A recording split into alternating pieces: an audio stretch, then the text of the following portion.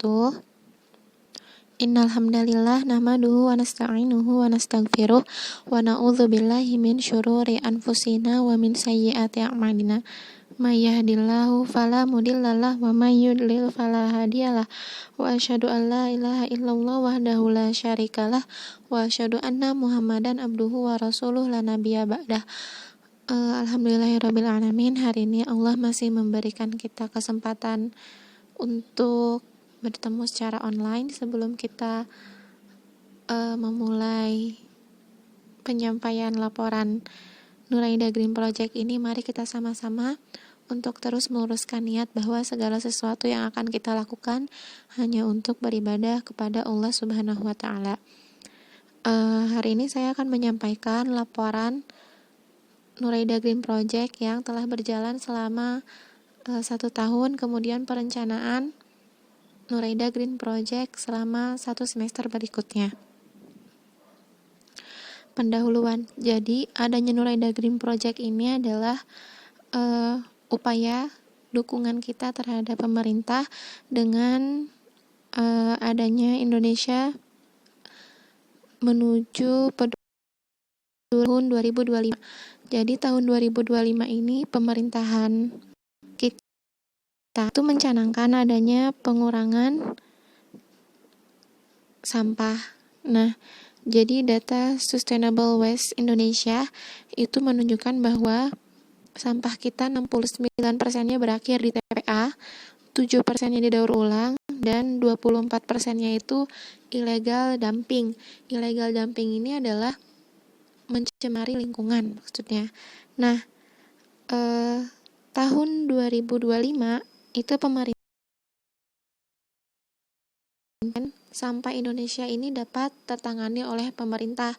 Maksudnya dapat didaur ulang, terus dikelola dengan baik oleh pemerintah gitu. Nah, 30%-nya ini adalah target pengurangan atau upaya dari pemerintah kepada masyarakat untuk mengurangi penggunaan sampah.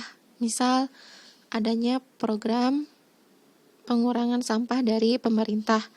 Nah, Indonesia menghasilkan 60 juta ton sampah setiap tahun berdasarkan data KLHK. Nah, ternyata saat ini tahun 2020 peningkatannya itu bukan hanya 64 juta ton, melainkan 68 juta ton gitu. Kemudian di sini dapat kita ketahui 60%-nya merupakan sampah organik dan 14%-nya merupakan sampah plastik. Slide berikutnya adalah dasar pemikiran berikutnya kenapa kita mengadakan Nuraida Green Project. Yang pertama adalah salah satunya dalam surat Al-A'raf ayat 56 yang artinya, dan janganlah kamu membuat kerusakan di muka bumi sesudah Allah memperbaikinya. Untuk lebih jelasnya mengenai tafsir dan sebagainya ini silahkan dibuka di websitenya. Kurang lebih membicarakan mengenai bahwa kita sebagai manusia tidak boleh melakukan kerusakan di muka bumi gitu. Berikutnya adalah dengan adanya Undang-Undang Nomor 32 Tahun 2009 tentang Perlindungan dan Pengelolaan Lingkungan, kemudian Peraturan Menteri Pendidikan Nasional Republik Indonesia Tahun 2008 Nomor 39 tentang Pembinaan Kesiswaan Butir kelima tentang Lingkungan Hidup. Berikutnya adalah maksud dan tujuan. Jadi, Nuraida Green Project ini terdiri dari 7 program kecil yang secara umum bertujuan untuk menerapkan prinsip 3R, reuse, reduce, recycle, kemudian mengurangi jumlah sampah yang terangkut ke tempat pembuangan akhir, dan berperan serta dalam menciptakan lingkungan hidup yang bersih, sehat, dan berkelanjutan. Sarana melatih kemandirian, tanggung jawab kerjasama para santri dan seluruh komponen NIBS, menanamkan kesadaran cinta lingkungan kepada seluruh penduduk NIBS. Nah, 7 program kecil tadi itu adalah edukasi lingkungan, mengurangi pemakaian sekali pakai, memilah dan mengolah sampah non-organik, membentuk klub pecinta lingkungan, biopori, hemat energi, dan pemilihan duta lingkungan. Sebenarnya untuk saya sendiri, program Nuraida Green Project ini cukup berat karena ini berhubungan dengan kebiasaan dan kehidupan kita sehari-hari, sehingga ini berhubungan dengan bagaimana cara kita mengatur pola hidup kita gitu. Jadi ini untuk saya cukup berat karena ini bukan hanya suatu program yang harus dijalankan, tapi ini tentang bagaimana kita memperbaiki tata kita gitu. Nah, berikutnya adalah mengenai keterlaksanaannya program. Nah, edukasi lingkungan itu sudah kita lakukan dari awal MPLS tahun lalu. Kemudian kita coba integrasikan di dalam pembelajaran beberapa mata pelajaran. Contohnya seperti PKN, Bahasa Inggris, IPA, dan seni budaya atau prakarya. Nah, ini contohnya ada sampel dokumentasi dari pembelajaran bahasa Inggris, ada poster reduce, reuse, recycle.